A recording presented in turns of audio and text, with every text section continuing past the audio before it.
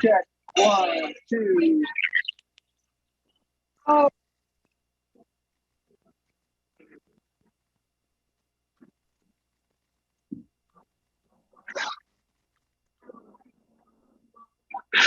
Check, check, check. 1.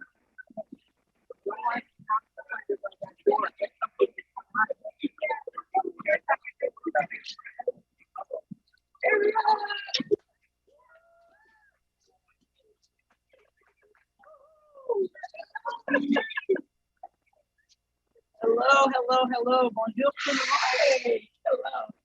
Bonjour tout le monde. Hello, everyone. Thank you so much for being here. First, let me acknowledge the traditional territories of Mississauga, the Credit, the Anishinaabe, the Haudenosaunee, and the Huron-Wendat. C'est les territoires traditionnels de Mississauga, Anishinaabe, Haudenosaunee, and Huron-Wendat. This is a wonderful day. We are officially opening our Toronto Centre office. We have already launched the campaign, but it is always an incredibly important day when you open your office. This, of course, is something that we wanted to do as soon as we could. Now that we have the opportunity to actually work together, to be together, to have our volunteers congregate together, this is it. And what a fantastic location, right? I mean, we're right here in the heart of the village. This is one of the beating hearts of Toronto Centre. This is the community where many of our volunteers, many of our members, this is their home as well. Physically, literally their home. And so being here, being in this vibrant community, being in this community that was so supportive of us in the 2020 by-election is going to be really meaningful and also, let's be honest, a lot of fun. So in terms of Toronto Centre, I've said these things before, but Toronto Centre for me, if you're looking for an origin story for myself and my family, and I see my mom over there, I'm going to call you over in a second, Mommy. The origin story for us is really here in Toronto Centre. I was born in Toronto Centre. My mother's first job after becoming a qualified teacher in Canada was in Toronto Centre. That's part of the ambiance, correct? My grandmother, who was a nurse back in the Caribbean, when she came to Canada and wanted to continue at least caring for people, she became a personal support worker and a nurse's aide, and she worked in the hospitals in this riding as well. And so this is a place that means a great deal to our family. And for me, when I thought, where do I want to distribute my service? It was clear to me, as it has been in 2019 and in the 2020 by-election, that I wanted it to be Toronto Centre. Toronto Centre is an incredibly special place. It's the smallest riding in the country and the densest riding in the country. It's a place where many new Canadians come to start their lives in Canada. It's incredibly diverse riding. And incredibly active riding. It really is a microcosm of our country. So many of the issues that we are facing as a country, you can see them playing out here. Toronto Centre is a place where many people continue to struggle with addiction and with drug use. Unfortunately, it is entirely possible today that we will lose one of our valued community members here at Toronto Centre through opioid toxic poisoning. Toronto Centre is also a place, as I said, where we have many new Canadians, many people who are coming to start their lives in Canada. It's a place that is the centre of the urban Indigenous population in Canada. It's a place that is one of the least affordable ridings in the entire country as well. Even with all of this diversity and even with the challenges, this is a community that is incredibly resilient. And throughout the pandemic, everyone across the community, whether in low-income neighborhoods, high-income neighborhoods, they stepped in and said, what can I do to help my neighbor? What can I do to help my community? I have never encountered a place as civic-minded as Toronto Centre. It's doing all it can for itself. It's doing all it can to help itself. It needs some more help from the person that chooses to represent it. It needs a champion in Ottawa, and I want to be that champion. Yeah.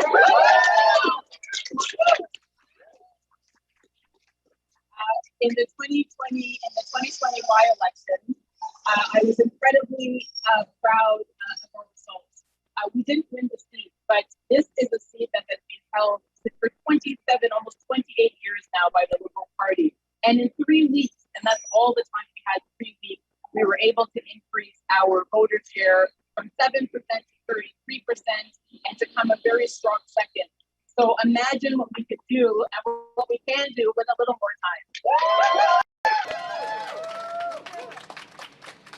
And this is a community, we said to them, be daring, you know, take that chance and take the opportunity for the real representation that the Green Party offers. Because even as the leader of the party, my first duty always is to the people who elected me. My first duty always is going to be to represent the constituents of this riding in Ottawa.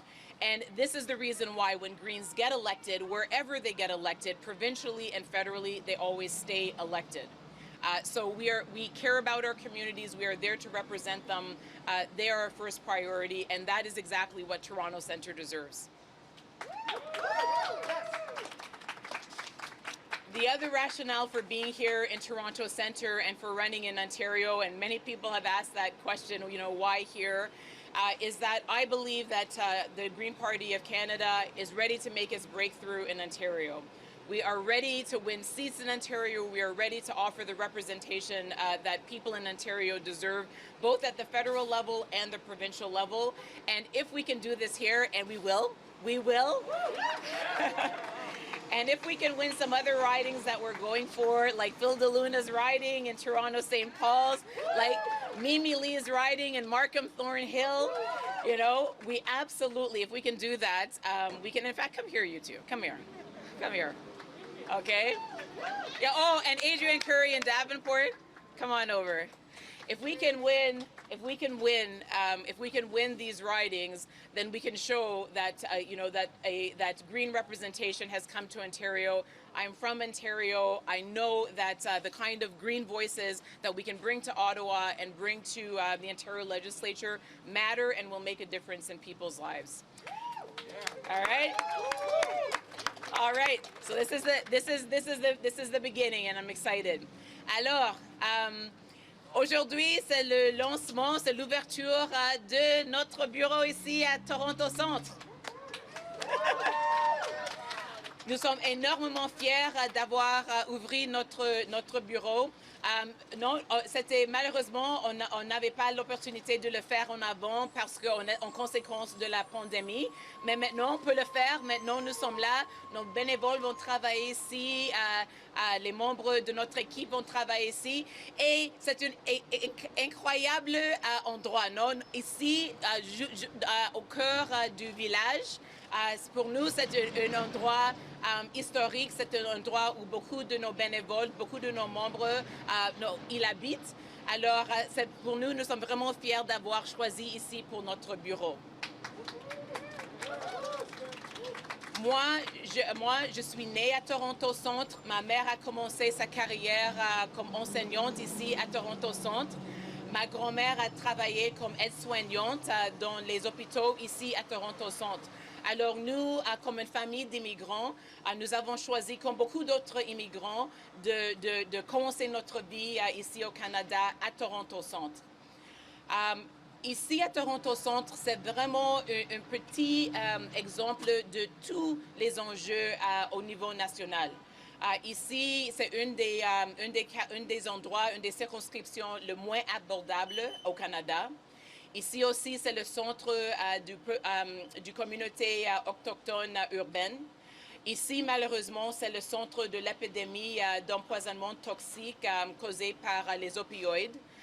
Ici aussi, on a beaucoup de personnes de faibles revenus aussi. Il y a des taux énormément élevés de pauvreté parmi les enfants aussi. Alors, si on veut vraiment adresser les grands enjeux, les grands thèmes, on doit les faire ici à Toronto Centre.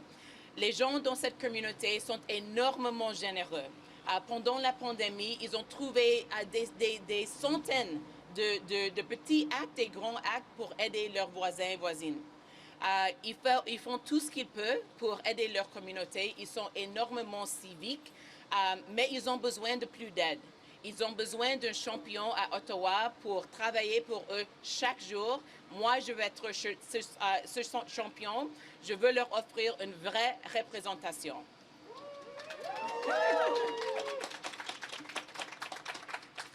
Alors aussi, on cherche à créer notre base ici en Ontario. C'est le moment à le faire. Moi, je suis née ici en Ontario. Nous avons des excellents candidats et candidates ici. Il y a 3 ici aujourd'hui. Notre candidat, Phil DeLuna de Toronto St. Paul's, Adrian Curry de Davenport et Mimi Lee de Markham Thornhill. Nous avons la chance de le faire. Nous avons vu dans l'élection partielle en 2020 qu'on a réussi à croître notre vote de 7% à 33% dans 3 semaines. Alors, imaginez-vous les possibilités d'une élection pleine avec un bureau formidable, avec une équipe formidable et avec le temps de vraiment nous mettre en contact avec les personnes ici à Toronto Centre. On peut le faire. Nous sommes ici pour gagner. Ça commence aujourd'hui. Et je suis tellement content d'avoir l'appui de tous nos bénévoles aujourd'hui. Je remercie tout le monde qui a travaillé tellement fort déjà pour réussir ici à Toronto Centre. Et c'est parti. Merci beaucoup. Okay, my entire family except for my mother is working right now. So mommy, come say hi to the folks.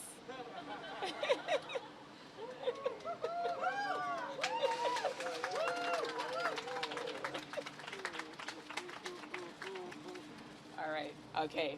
This is my mom, that's right. And just down at Lord Dufferin, who knows Lord Dufferin? Down at the corner of Parliament and Dundas. That's where my mom started her teaching career here in Toronto. And you will see her most days going forward, handing out flyers on her own. She doesn't like to be slowed down being part of a team. Right, Mommy? Okay, thank you. All right, thank you. Okay, yep. All right, Mommy. Okay, oh, and my mother-in-law, come. Yeah. It's a family affair. And father-in-law.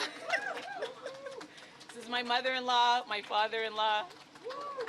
Always there to support me, and these are definitely the 2 most tireless volunteers, absolutely. And David's a close second. Thank you so much for coming. Thank you. Okay. All right. I'm ready for any questions.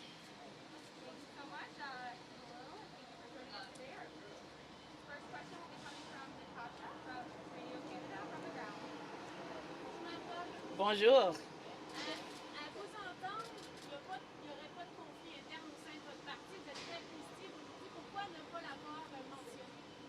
Parce que l'objectif aujourd'hui, c'est d'ouvrir notre bureau ici à Toronto Centre, c'est de lancer un peu plus formellement notre campagne ici à Toronto Centre. Et je peux dire honnêtement, après plusieurs jours de passer dans la communauté, de m'introduire finalement à la porte à les résidents de cette circonscription, que leur intérêt, ce n'est pas dans les enjeux internes de notre parti. Ils me demandent pourquoi il y a des couvertures à la prestation d'urgence. Ils me demandent qu'est-ce qu'ils vont faire en tant qu'aînés avec le taux élevé quand il va magasiner. Ils me demandent comment il peut trouver un logement abordable. Alors honnêtement, ça c'est les concerns de cette communauté. Moi, je suis vraiment ciblée sur les prochaines élections. Je suis vraiment ciblée sur gagner ici à Toronto Centre pour offrir une meilleure représentation aux gens ici. Alors, mes intérêts sont les intérêts des gens ici à Toronto Centre. C'est clair qu'il y a des électeurs qui se posent des questions sur votre leadership. Comment est-ce que vous expliquez que votre propre parti conteste la décision d'arbitrage devant les tribunaux? Vous devez l'expliquer. Oui, bon, c'est quelque chose d'assez nouveau, mais je peux dire que ce n'est pas le parti qui le conteste, c'est quelque chose qui était comme des autres actes lancés par un très petit groupe, vraiment un groupe minoritaire.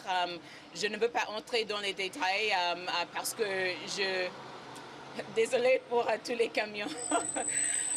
Je n'entre pas trop dans tous les détails, mais comme j'ai dit, il y a un groupe, ils sont en train de sortir de notre conseil. Leur terme se termine en août. Alors, pour moi, c'est tellement important d'être ciblé sur notre travail ici à Toronto Centre, de vraiment aller parler des enjeux qui concernent les gens ici à Toronto Centre et partout au Canada. Et de ne pas laisser notre parti être trop distrait par ces enjeux. Parce que nos membres, nos bénévoles, nos candidats et candidates, ils ont besoin, ils méritent une certainité.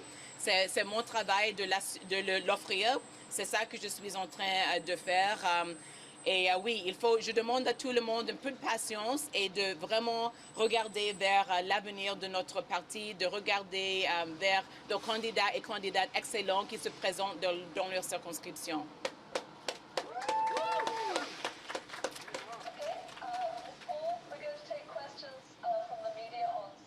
Okay. We'll begin with one question, one follow-up. Nous allons commencer avec des questions sur Zoom. Il y a une question suivie. We will begin with Alex Balacon from the Toronto Star. Please go ahead, Alex. One question, one follow-up. Thank you. Hi, thanks very much for giving me. You said this impression. The sound was a bit garbled, so I might have missed this. But in response to this legal application that the party filed yesterday, are you going to file a response in court? And what is your response in general to the arguments been making about why the results of the arbitration process should be overturned? So thank you, Alex. And yes, you know, as we do press events here, the trucks and whatnot are absolutely going to be part of it. This is one of the areas that has the highest concentration of new condo developments in the city. Much of them, of course, unaffordable to the residents that have historically lived here. So it's just part of the ambiance of a press conference with me going forward. I should have answered the same question that I was asked in English, just to say that you know, what has occurred yesterday is similar to what has occurred previously, which is these are the actions of a small group of outgoing councillors. This was not an action sanctioned by our federal council. It is not an action that came before our federal council. And so I am asking people to just have patience as we transition. And we are in a big transition. Most of our councillors will have their terms expiring next month. I'm very excited to work with our next group of councillors. And I am not going to be distracted any further from really the work that has to be done. That is really what we're here to do. Every single person who is running as a candidate, every single person who is working as a volunteer and has worked since the last election to prepare us for the upcoming election, every single person who is a member of our party deserves to have certainty. They deserve to know that my attention is focused where it belongs. Today on Toronto Centre, on the needs of this extraordinary community who deserves real representation, and more generally on the issues that people associate our party with. This is a moment that the climate is taking front and center stage. We see all over this country the forest fires, the choking smoke, the sea life baking in the water from the heat. These are the things that we need to be talking about. This community, someone will probably, unfortunately, die today from a toxic poisoning. Someone is almost certainly sitting in their living room thinking about their eviction because their payments through the CRB have been cut. These are the issues that people are talking to me about at the door. I am going to be focused on that, and I think that that's what our members expect.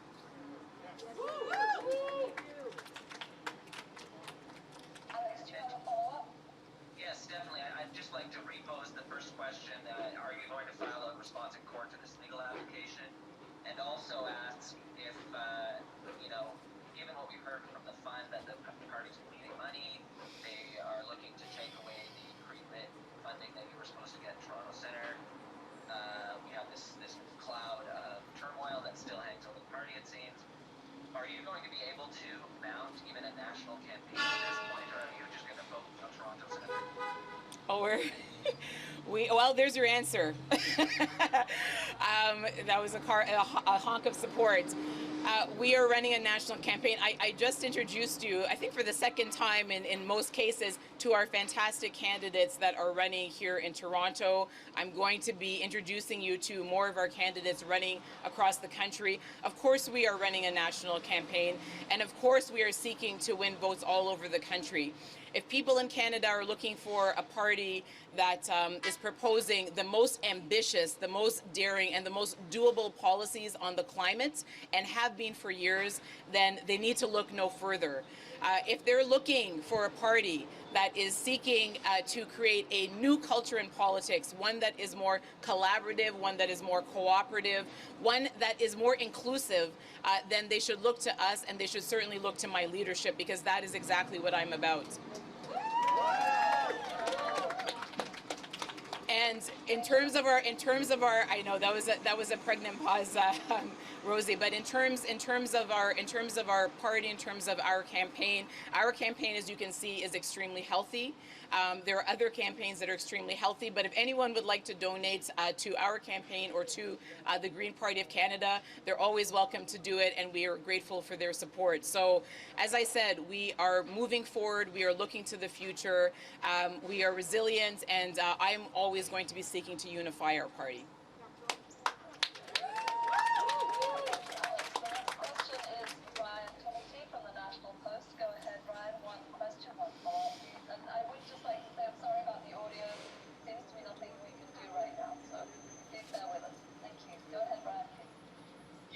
Good morning, Ms. Paul. Thanks for taking our questions.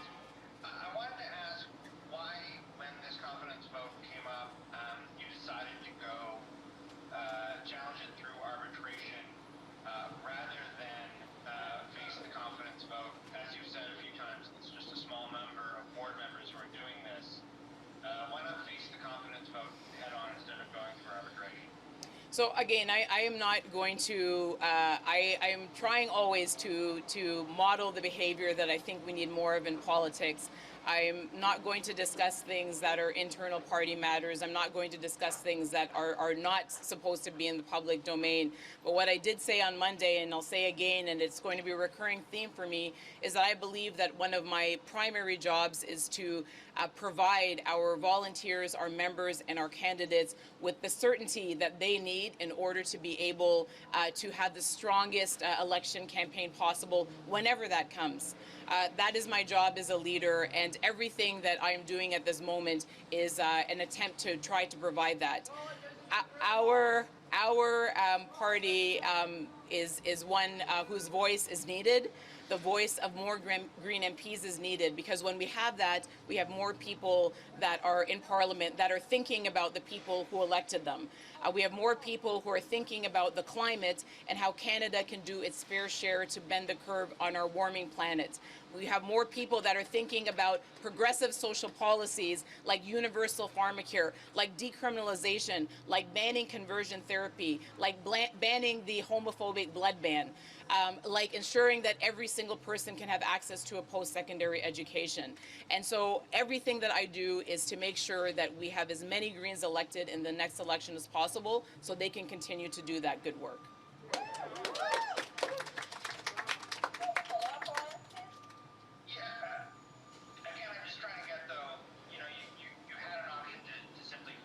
Confidence vote. It seems like the arbitrator's ruling came down on Sunday and the vote would have been on Tuesday. If you had faced the vote and won it, it would be behind you. You would have that certainty that you say you want to provide to the campaign and to candidates. I'm wondering why you went for arbitration instead of facing the confidence vote directly. Again, with the greatest of respect, there are a lot of assumptions in your question, and again, I'm not going to enter into all of those. Both, as I said, because I don't consider it to be a professional or disciplined thing to do, but also because I'm going to really insist moving forward that the focus should be where it needs to be, which is on the issues. First and foremost, on the issues. I entered politics and continue to remain in politics because I am deeply passionate about the possibilities that we have in Canada to do some things better. to ensure that every single person in Canada can lead a life of dignity from the beginning to the end by completing our social safety net. And to ensure that Canada finally does its fair share to bend the curve on our greenhouse gas emissions. We have not succeeded in doing that in any year in the past 6 years. Our emissions continue to rise every single year. We are one of the top 5 worst emitters in the world. The heat dome that settled over the West is something that is terrifying in that instance, but is something that is going to become more frequent as climate change continues to move forward. So those are the issues, and those are the things that people are contacting me about. Those are the things that people in this community are asking me about. I have to reflect what people in the community want me to be talking about, and it is not this. It is not this, and so I'm going to keep my attention focused where it belongs.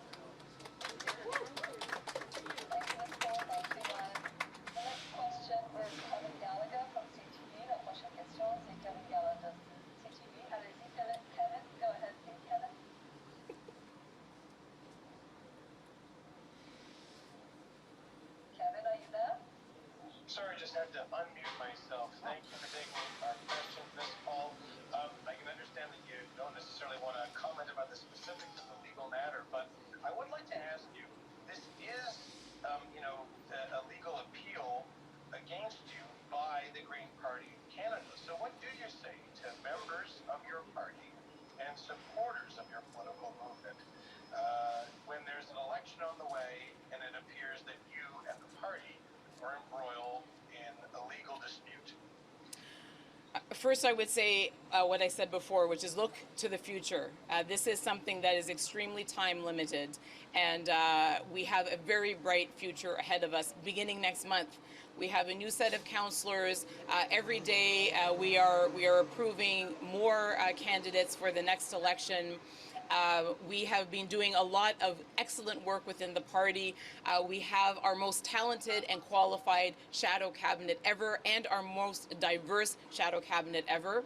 We are absolutely on track to run our most diverse slate of candidates ever. Over 70% of our approved applicants to run in our nomination contest have come from equity-seeking groups, which is an extraordinary accomplishment for us. And so I tell people that if they're looking for a party that is focused on the issues that matter to them, that is focused on progressive policies, that is focused on the climate, that is offering the best policies in those areas, and is also willing to work with all of the other parties in order to get that work done and those laws passed and those policies put in place, then they should look to us. I want to stress again that this is not, and I say this because there are many excellent people on our council. This was not a decision of our council. This was a decision of a small group that did not seek the approval of council for their decision. And I also want to say that I hope that the media will be very careful in its choice of words going forward. As I said, I had 3 weeks without any press conferences, any interviews regarding any of this. I have been speaking about the issues since I've been taking questions again. I am not feuding with anyone. I am not seeking to. There is no infighting going on. This is really a one-sided attack that is focusing attention where it shouldn't be. I am seeking what I've always sought, which is unity, and to make sure that our party can do its good work on behalf of people in Canada.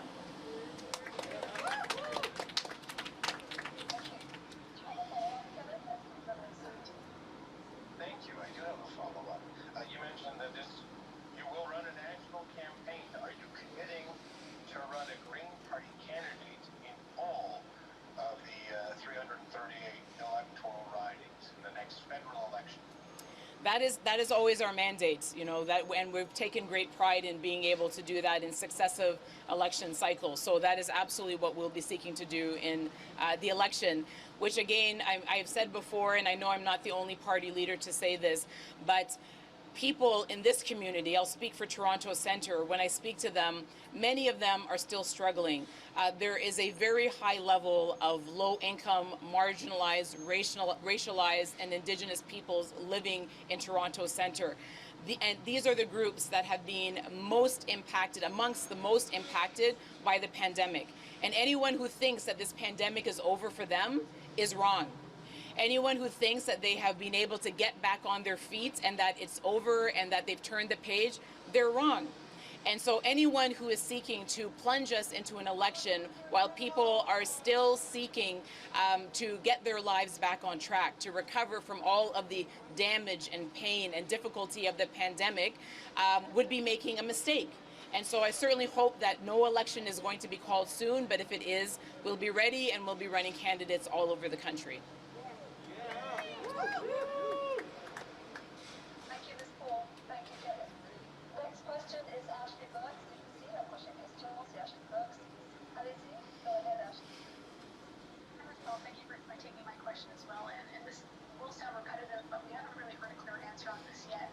Will you be filing anything in court in response to this legal battle, or are you going to be ignoring this and not defending yourself? Again, I mean, I respect the need to continue to ask the question, but I hope that you'll respect that I'm not going to give you a different answer. I am not seeking to litigate or to discuss anything of this nature in these forums. I don't think that it's appropriate. This news is very new, and I will be considering it. I will be thinking about what is best. But what I can assure you of is quite simply that whatever I do, it is going to be focused on what is best for our members, our volunteers, and our candidates. They deserve the right to be able to go into the next election as prepared as possible, with as much unity as possible. And my job as a leader is to do all that I can to make sure that they have the very best conditions possible for the next election. We all know that other parties have been here before. I mean, what we are going through is something that every other party has been through before. My job is to help us turn the page as quickly as possible so that we can get back to the issues that matter as quickly as possible. And that has already begun, and that's what I'm going to be doing going forward.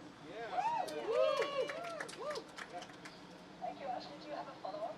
I do. And why, I know you touched on this, but why not test your confidence with your membership? If you don't have the support of your own party, how do you expect to earn the confidence of Canadians? Well, there's an automatic leadership review after the next election, and there's nothing, our members, of course, will always and should always have the last say. So just to correct you on that, I mean, of course, I mean, that goes without saying. We will have an automatic leadership review after the next election. There are other opportunities as well for our members to voice their opinion. I think that you're conflating things, though. The decisions of a small group of outgoing councillors is not the party. This is the party. You know, this is the party. And the party wants to move on. Our first mandate in our Constitution is to get more Greens elected. And usually we only get to do that once every 4 years. And so in an election year, and I hope that it's not, but if this is an election year, that is where our focus needs to be. Getting people like Phil DeLuna and Mimi Lee and Adrian Curry and Anna Keenan and Mike Morris and all of the other extraordinary candidates that we have been confirming across the country, getting them elected so that they can be a strong Green voice on behalf of their communities, the way that I am seeking to be on behalf of Toronto Centre. Thank you, Ms. Paul. Thank you, Ashley. Next question is Christopher Reynolds, Canadian Press. Go ahead, Christy. One question, one follow-up. Christopher. Hi, Ms. Paul. Thanks very much for taking our questions. So we're seeing today a boisterous launch of your campaign office in Toronto. That's right. But also the party continues to deprive your campaign in this riding of $250,000 that had been earmarked to presumably increase that boisterousness and get more staff out, more resources. I'm wondering to what extent, in spite of the enthusiasm of your supporters here today, is that lack of funding hampering your campaign there at all, or is it? We are doing just fine. we are doing well. There's no question that having support from the Central Party would help. But we have continued to grow election cycle after election cycle. I have been the candidate here twice before, every election cycle we gain more volunteers, we gain more members in this community, we gain more support, we gain more donations, and so that is what has been fueling us during this entire period. I hope that you see that opening our office here is certainly a sign of good health. We are going to have this office open. I know that there's some real ambition in our team. There's some that want us to be open 12 hours, 14 hours a day. We want to be open to the community, and we have a very strong, robust campaign. But look, Chris, you know, we can always do with more. We can certainly always do with more volunteers. Anyone who lives in Toronto that wants to come help us out is very welcome. We can certainly do with more donations. You can go to annamiepaul.ca to make a donation. We can certainly always do with the encouragement and support. So anyone who is excited by our daring vision for this community, anyone who believes that these hard-working, civic-minded residents deserve real representation, they know where to find us now, and they're very welcome. To follow up, I'm wondering also if the party or the federal council has given any indication that when and if an election is called, then they will be rehiring those temporarily laid off 9 to 15 staff who were cut in the past month. That would be a question for them. I believe that that's the case, but it's a question for them. I, as the leader of our party, have no role whatsoever in managing the finances of our party. I certainly have a role to play in fundraising for our party, which, as you've seen, at least up until June, was extremely healthy and beat our quarters from 2020, which is great. But beyond that, any questions about the financial management of our party needs to be put to the fund. Thank you, Alex. Palak Mangat from the Hill Times. Palak, you still want to ask a question? Your hand went down. I wasn't sure. Palak, that's good to know. Yes, hi. Can you hear me okay? Sorry about that. That's okay. Go ahead, please. One question, one follow-up, and then we have one final question from Alexis on Pulse. Yeah, thank you. So Ms. Paul, sorry, and again, I apologize again if it's repetitive. I just want to go back. I do take your point that you want to provide certainty to your members, but I guess my question is, could first-year leadership not be reinvigorated if the new slate of councillors feels the same way as what you framed as a small group of current ones? And I do take your point that my previous colleague had many assumptions in this question, but my question to you is just, are you also not assuming something there as well? I'm assuming goodwill, that people that are running for a council are seeking to do so in the best interest of our party. I'm not taking anything for granted at all, but I would say that kind of far-reaching speculation, I honestly don't see the point of it, and really, quite frankly, at this moment, given where I'm standing, given the things that I'm hearing, when I'm in St. Jamestown, when I'm in Cabbagetown, when I'm in Moss Park, it's just simply that kind of far-reaching speculation is just not where my mind is at. I am thinking now about the people in Moss Park in the encampments who are worried that those encampments are going to be cleared any day. I'm thinking about the people in Allen Gardens who continue to live, who continue to live in makeshift housing because there is a lack of affordable housing in this neighborhood. And I'm thinking of the senior who asked me how she was going to make ends meet with rising inflation and without the benefits that she needs to support herself. Those are the things that I'm thinking about for this community, and of course I'm thinking about all of the national issues that a national leader should be thinking about. So I'm taking this day by day. I'm taking this with that focus, and those other things, we'll see. We'll take those things when we come to them. Woo. Alex, you have a follow-up question. I'll give you a chance to please. Yeah, thank you. Are you able to hear me? Yes. Yeah, okay, sorry.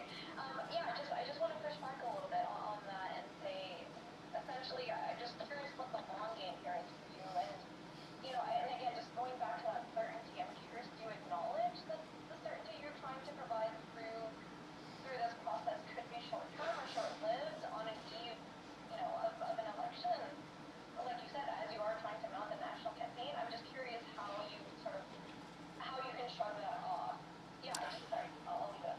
No, it's an absolutely reasonable question, and of course there are other hurdles to face. I'm doing what I said I am doing is doing all that I can to try to provide as much certainty as possible, but it isn't simply up to me, and it never will be simply up to me. We have a structure where our council is important. We have a structure where our members obviously are the most important, and this is the structure that we have, and one of the reasons that I joined the party in the first place. So can I guarantee that I'm going to be in this role forever? Absolutely not.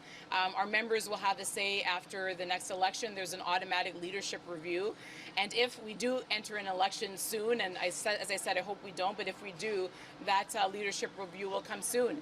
If the next set of councillors decides that they want to pursue any of these actions, then that will also be their prerogative. So as I said, my job for as long as I'm in this job is to do it with honor, to try to do it with dignity, to try to focus my attention where it should be, on our members, our volunteers, and our candidates, and most importantly, to do what I ran to do in the first place, which was to represent our outstanding, daring, ambitious green policies to people in Canada, because I know that those policies would make a difference in their lives, and I know that they should be considering voting for green candidates in the upcoming elections. On a quelques questions de journal politique. Alexis, moi, maintenant, allez-y, vos questions, un suivi, s'il vous plaît. Thank you. Go ahead, Alexis.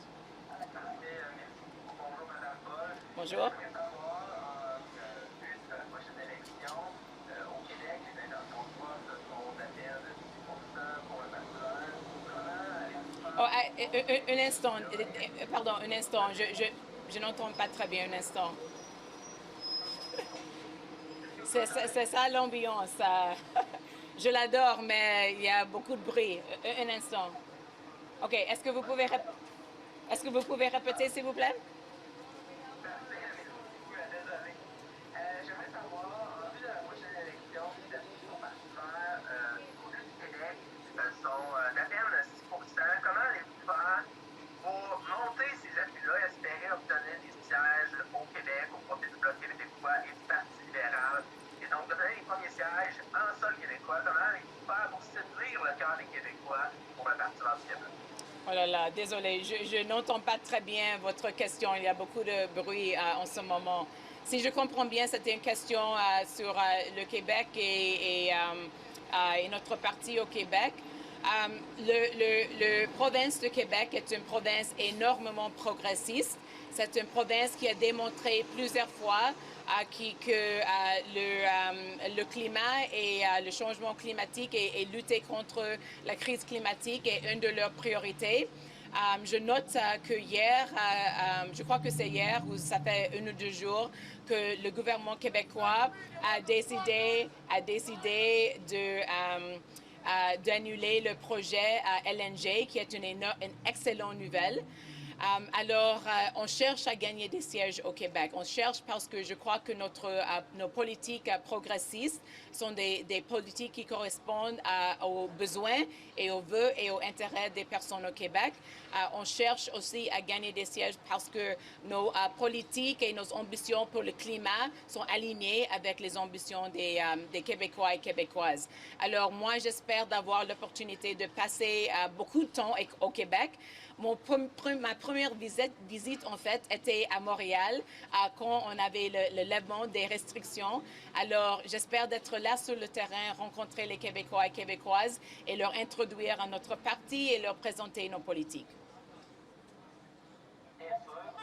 Donc, j'espère que vous aurez, comme vous l'espérez, plusieurs sièges au Québec. Quelles sont ces options-là que vous avez utilisées? Vous avez parlé, je pense, des sièges. Il y en a qui ont été utilisés par le passé. Pardon, est-ce que vous pouvez répéter? Je disais, vous disiez que vous espériez obtenir plusieurs constitutions en sol québécois. Quelles ont été ces constitutions-là qui ont été utilisées par le passé? Honnêtement, ce n'est pas une bonne connexion, désolé, mais si vous voulez m'appeler, je peux répondre à votre question, mais la connexion n'est pas... Les circonscriptions, les contrées, c'est lesquelles que vous allez... Oh, combler. Bon, on cherche les votes partout. Il y a des progressistes partout au Québec. On sait, sur l'île de Montréal, il y a beaucoup de circonscriptions qui sont en jeu, mais il y a des autres circonscriptions dans des autres régions de Québec aussi. Alors, l'idée pour nous, c'est de présenter avec beaucoup de fierté un programme qui correspond aux ambitions des Québécoises et Québécois pour le climat et aussi en ce qui concerne notre filet social. Nous sommes un parti énormément progressiste. Je sais qu'il y a beaucoup de Québécoises et Québécoises qui cherchent un parti progressiste pour le représenter au Parlement. Je crois que c'est nous. Je leur invite à rencontrer les candidats et candidates qui se présentent dans leur circonscription. Et je suis très confiant qu'ils vont rencontrer des personnes qui sont là pour représenter leur communauté, qui sont là pour leur offrir une vraie représentation. Merci. Merci. Thank you, Ms. Paul. That is all the questions for today. Thank you. There is a ribbon cutting ceremony about to happen. Is that correct, Ms. Paul? Sorry? I believe there is a ribbon cutting ceremony. Oh, yes. Oh, yeah. Thank you again to all of our wonderful volunteers who came up with this, I think, quite adorable idea. I can't wait to do this. Here we go. Green ribbon and everything. Supporters, jump in behind her. Supporters, come. Supporters, Okay, here we go. These are sharp.